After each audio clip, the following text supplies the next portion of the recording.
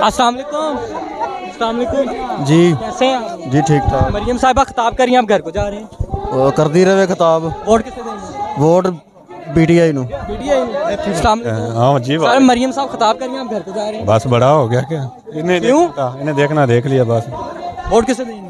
खान का। खान का। तो इधर क्या कर रहे हैं? ये सारे खान के। पीटीआई का वोट पीटीआई। मरियम नवाज खिताब कर रही हैं, आप घर बस हम चले हैं वोट पीटीआई। अस्सलाम वालेकुम। वालेकुम अस्सलाम। आप किसे वोट देंगे?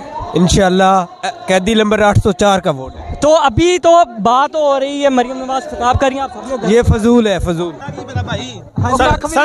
सारे जो झूठ बोलिए सुनना की है, झूठ तो बोल देना। कौन क्या? झूठ ही बोल देने यार, थे आगे झूठ बोल देने। अस्सलाम वालेकुम सलाम। वोट पीटीआई का। वोट इधर क्या? वोट पीटीआई का। 50 लेना है वोट। अस्सलाम वालेकुम। वोट पीटीआई नु, वोट पीटीआई नु, इन्हां नु नहीं। ये सब वोट इमरान खान दा है। पीटीआई आप किसे? इमरान खान। इमरान खान।